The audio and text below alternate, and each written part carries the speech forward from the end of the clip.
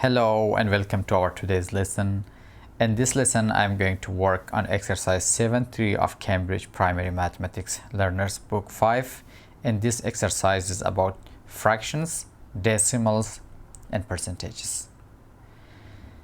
And before starting to solve questions of exercise 7.3, it's worth announcing that the number of my channel subscribers has reached 5,000, which is a great achievement for all of us. Thus, I would like to thank all the 5,000 subscribers for subscribing to my channel. And I will always try my best to upload the videos that can help you learn something about mathematics.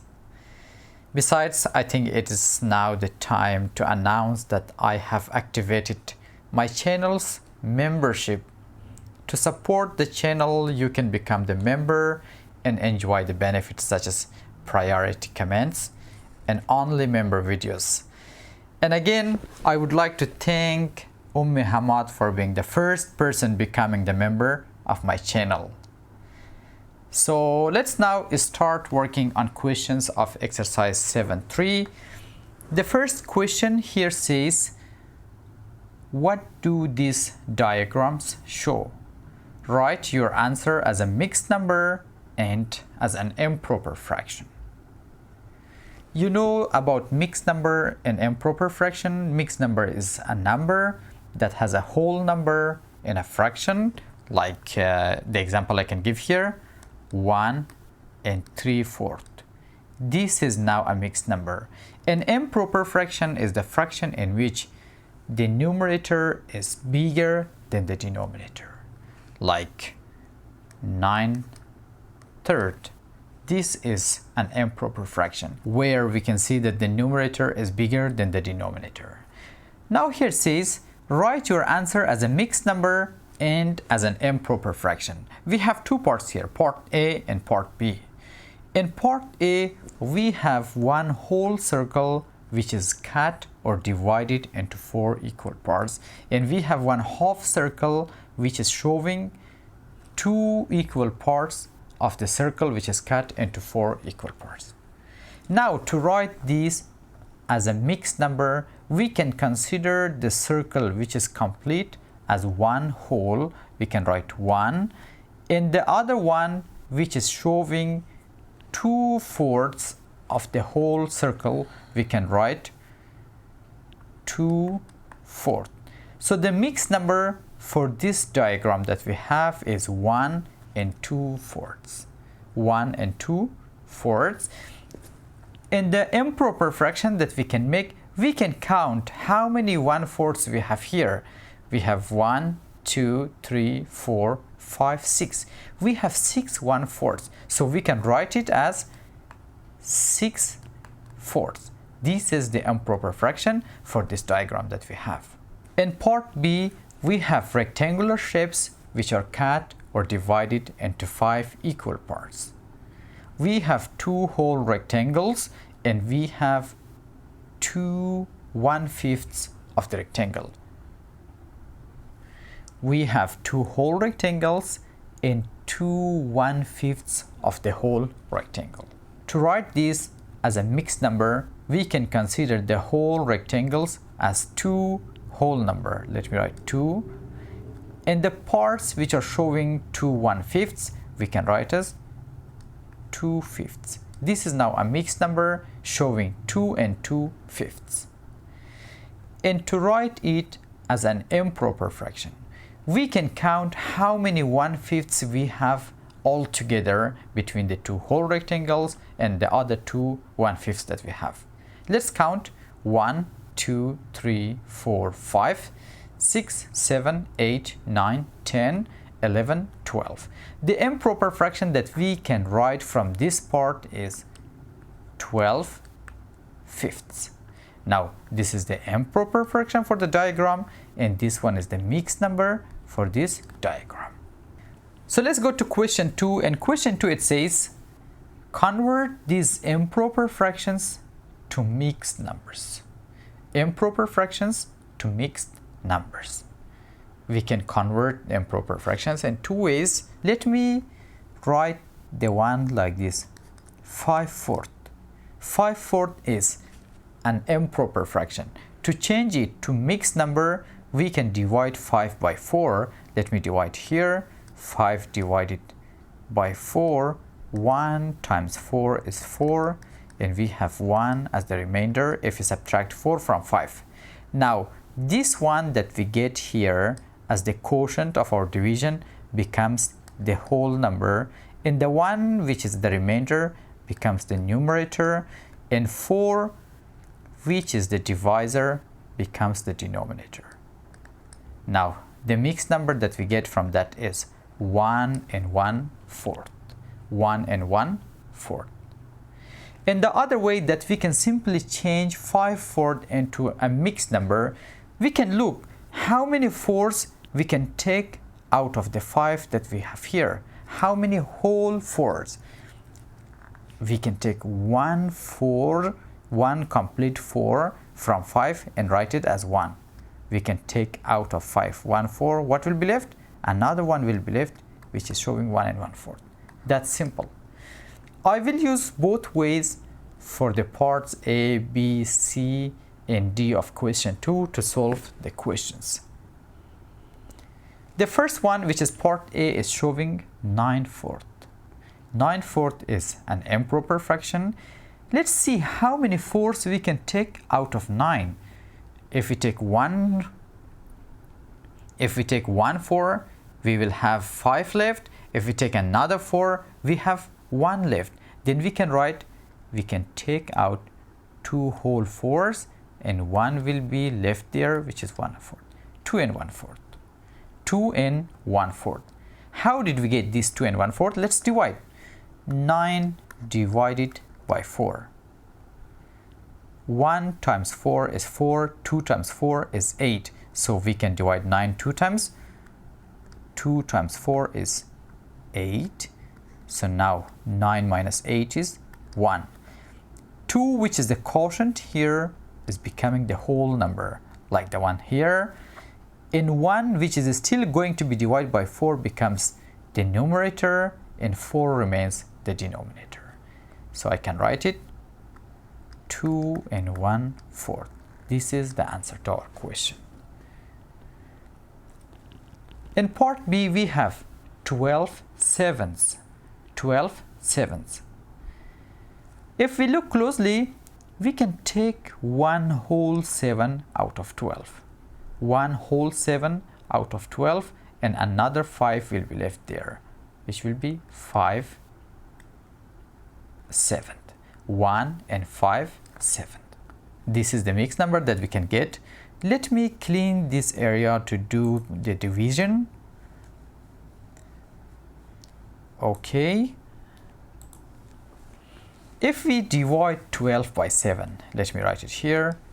12 divided by 7.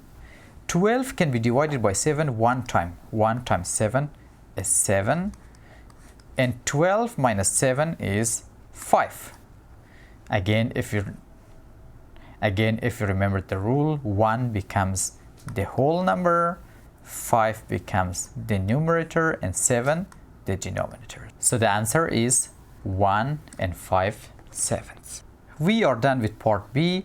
In part C, we have 16 thirds.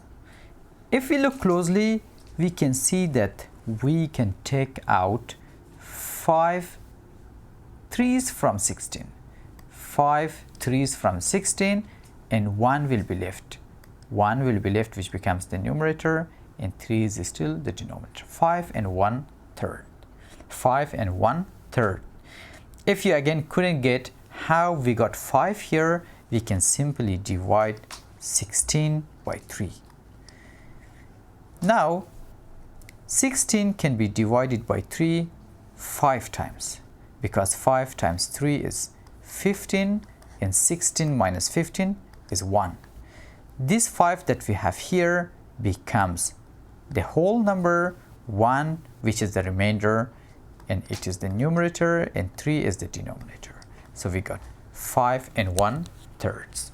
5 and 1/3 that we could get here from 16 thirds. In part D, we have 37 tenths. 37 tenths. So again here, if we want to take out groups of 10 from 37, we can see that we can get 3 tenths from 37, and 7 will be left here, which becomes the numerator, sorry, and 10 remains the denominator. So the answer is 3 and 7/10. How? Let me erase some parts here.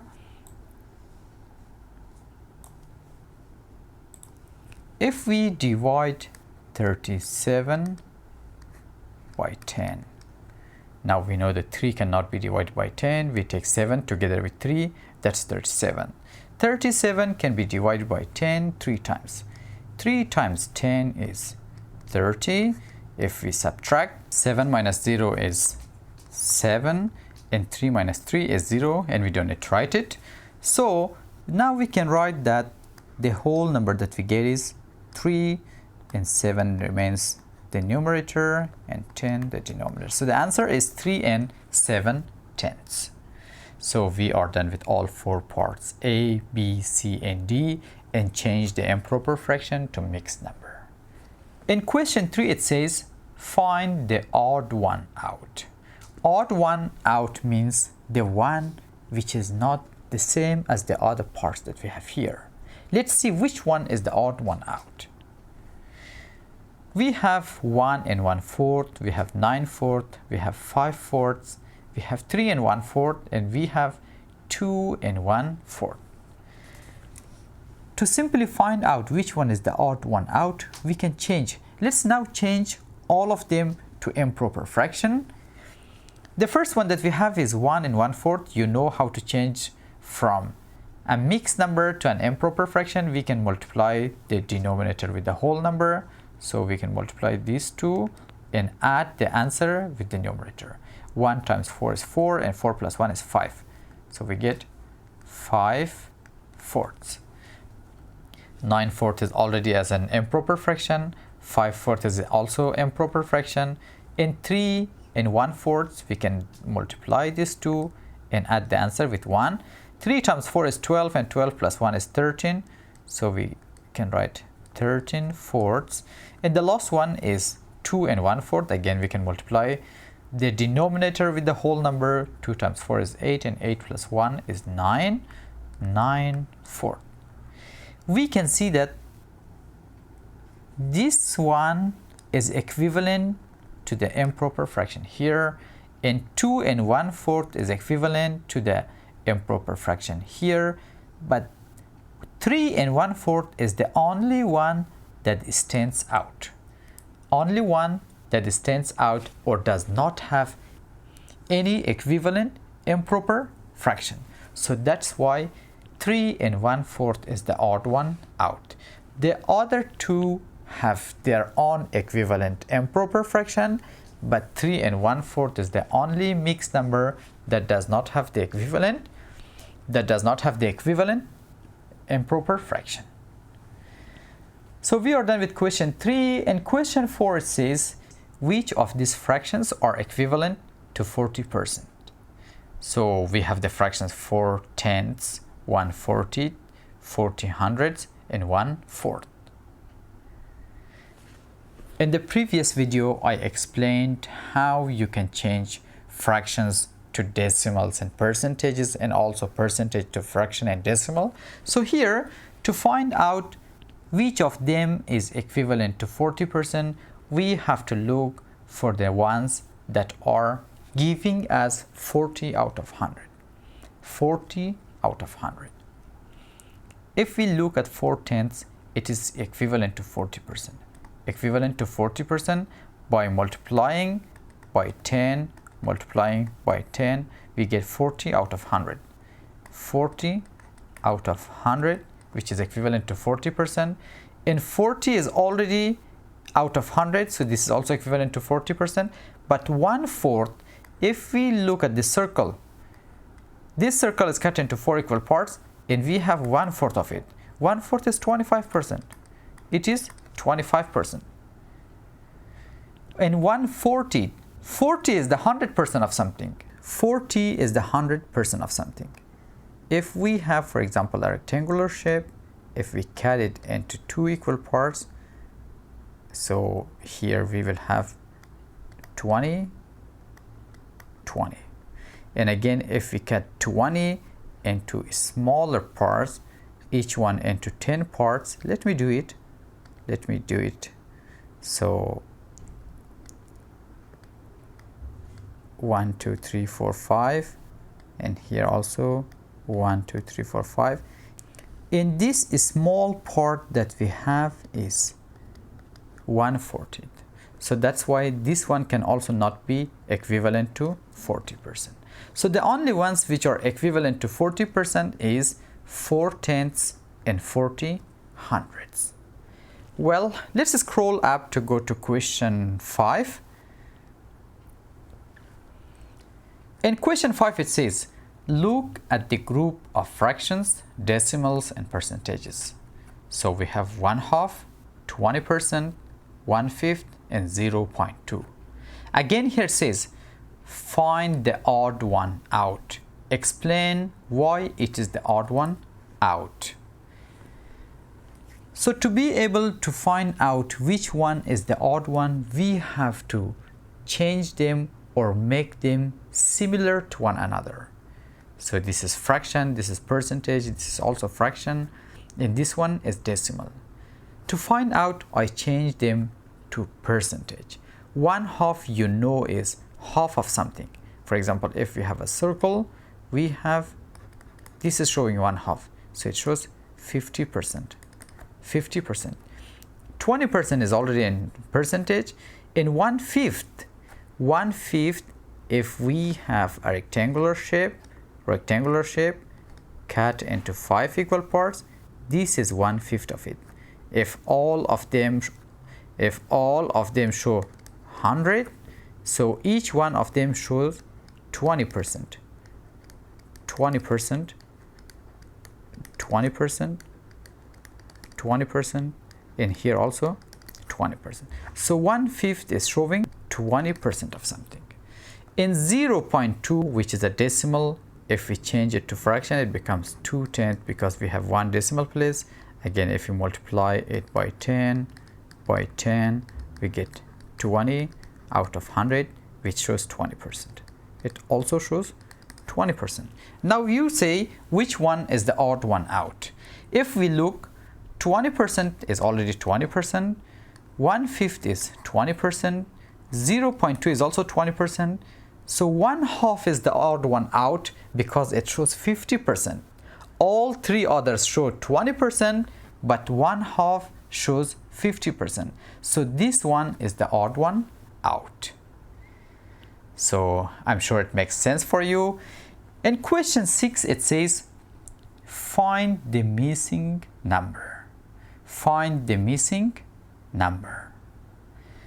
So we have 9 out of something equivalent to 75%. In part B, we have 2 out of something which is equivalent to 25%. In part C, we have a number out of 50 is equivalent to 50%. Before this, I want to say that if we have 1/2, it shows 50%. It shows 50%. If we have 1/4, it shows 25%. If we have 1/5, it shows 20%. 20%. So here in part A, we have 9 out of something which is equivalent to 75%. To 75%. In 75%, if we come to fourths, it is equivalent to 3/4. Is showing 75%. 75%. Now we should look for a number. When we simplify it, it gives us 3/4, so that it should be equivalent to 75%. If we put 18 here, we will have 50%, but we are looking for 75%. It means the number that's here is less than 18. How about 12? If we now simplify by dividing the numerator and the denominator by 3, so 3 times 3 is 9, and 4 times 3 is 12. We get 3/4. 3/4 is equivalent to 75%. So the number here is 12. The number here is 12. So 9/12 equals 75%. In part B, we have 2 out of something equals 25%. Equals 25%. We know that 1/4 is equal to 25%. We have to write a number here that when we simplify, it gives us 1/4. What number can it be? It can be 8. If we now simplify by dividing by 2, we will get 1/4 here. So 1 times 2 is 2, and 4 times 2 is 8. 1/4 is equal to 25%. So the number under 2 is 8. Well, in part C, we have a number out of 50 is equal to 50%. A number out of 50 is equal to 50%. 50% I said is 1/2. Is 1/2. What number can we put here that if simplified gives us 1/2? That number is 25, because 25 is half of 50. If we divide both by 25, 1 times 25 is 25, and 2 times 25 is 50%. How I simplify this? Let me write here 25/50. If we divide by 25, and here also divide by 25, you know that 25 divided by 25 is equal to 1. And 50 divided by 25 is equal to 2. This is how I simplify. So I wrote 1/2 equals 50%. So we are done with question 6. Let me scroll up a bit to go to question 7. In question 7, it says, order these decimals starting with the smallest. So when we compare decimals, if we have whole numbers, we will compare the whole numbers. The whole number in a decimal is the number to the left of the decimal point. To the left of decimal point. For example, if we have 3.6, this is the decimal point. This is called decimals. This is called decimal, and this one here is called whole number. It is called whole number. So when we have whole number in a decimal, we compare the whole numbers. But if we don't have whole number, we compare the tenths. The numbers to the right of the decimal point is called the tenths. Is called the tenths. So the ones which do not have whole numbers is 0.2 and 0.3. Which one is smaller, 2 or 3? Of course, it is 2. So let me erase the part to the right here.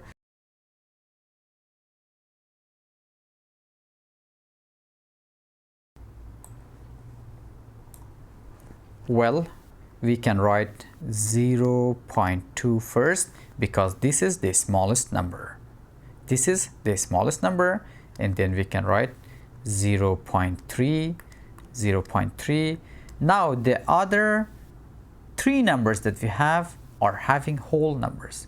We have 2.3, 3.2, and 2.4. So here 3 is the biggest number because we have 3 in the whole number, and with 2.4 and 2.3 in the whole number we have the same numbers. Both of them are 2. How can we compare this? We can again see the tenths. Which one is smaller? We can see that 2.3 is smaller than 2.4. So we can write 2.3 and then 2.4 and lastly 3.2. 3.2. So remember, when you are comparing decimals, try to see if you have whole numbers there or not. If you don't have whole numbers, you start comparing the tenths. If you don't have the tenths, you start comparing the hundreds. Then you can get closer to the biggest number. So the numbers like 2.3 and 2.4, we can see that in the whole number we have the same numbers. Again, you go to the tenths place and compare them. Whichever is the smaller you can write first, and whichever is the bigger you can write next. So we are done with question 7 as well. In question 8, it says use one of the symbols, less than, greater than, or equal to complete the statements.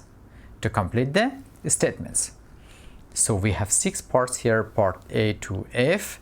Let me erase the one to the right again.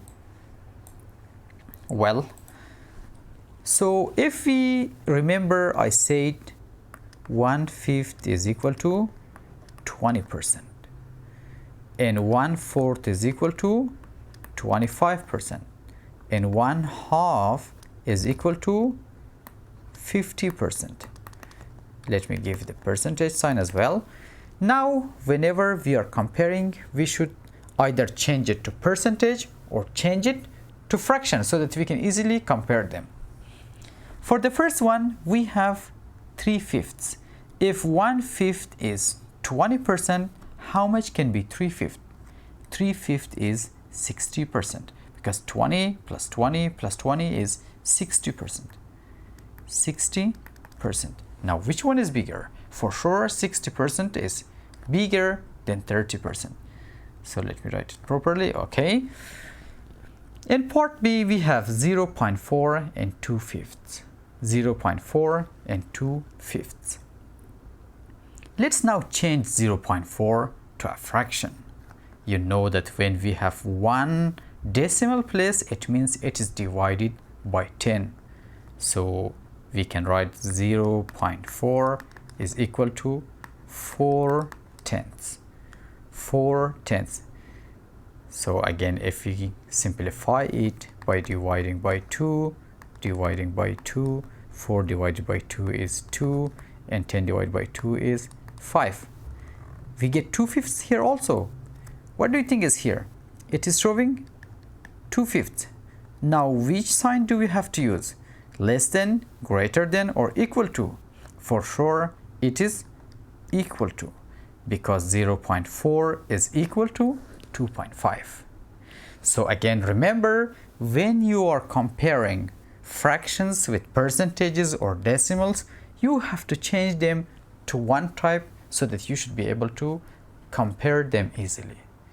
In part C, we have 25% and 1/3. 25% and 1/3.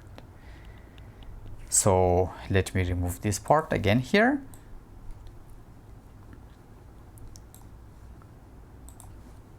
To answer this question, I will draw a diagram in which we have 2 holes. The first one I cut into 4 equal parts, and the other one I cut into 3 equal parts, Now, this is 25%. This is 25%, and this is 1/3. 1/3 and 1/3. If you look to the parts, you can decide which one is bigger, which one is showing a bigger portion of the shape. We can see that 1/3 is bigger. So 1/3 is bigger than 25%. Then 25%. This is another way that you can compare percentages, fractions, and also decimals. In part D, we have 1/4 and 0.4. 1/4 and 0.4. You know that 0.4 is 4/10. 4/10. 4/10 is equal to 40%. And 1/4, if you remember, 1/4 is equal to 25%. Which one is bigger? For sure, 0.4 is bigger, because 0.4 is 40% and 1/4 is 25%. Well, in part E, we have 0.7 and 3/4. 0.7 and 3/4. 3/4, if we see from the 1/4, 3/4 is showing 75%. 75% and 7 and 0.7. 0.7 is equal to 7/10, which shows 70%. 70%. Which one is bigger? 0.7 or 3/4? For sure, 3/4 is bigger than 0.7 because 0.7 is showing 70% and 3/4 is showing 75%. In part F, we have 90% and 0.9. 90% is already in the percentage and 0.9 shows 9 out of 10, which shows 90%. So these two are equal. These two are equal. I hope this one can help you learn how to compare fractions to the percentage or decimals to the percentage or fraction by changing them from one to another one, or even by showing them in a shape that I did here for 1/3 and 25%. So question 8 is also solved, and question 9, it says write these fractions, decimals and percentages in order starting with the smallest. We have two parts, part A and part B. Let me erase the part on the right side so that we should have enough space. Well, for part A, we have 70%, 2/5, 0.1, 3/5, and 50%. And 50%. If you remember, 1/4 is 25%, 1/5 is 20%, 1/2 is 50%. Let's see if this can help us or not. 70% is already in percentage. 2/5 is equal to 40% because if 1/5 is 20%, so 2/5 is 40%. This one is 40%. 0.1. 0.1 is 1/10. 1/10 is 10%. So this one shows 10%. 3/5. 2/5 is 40% and 3/5 is 60%. This is 60% and the other one is already in percentage. Now which one is the smallest? The smallest one here, 10%, then 40%. Let me cross the ones that I write. So this one is crossed, this one is crossed, and then we have 50% crossed, then we have 60%.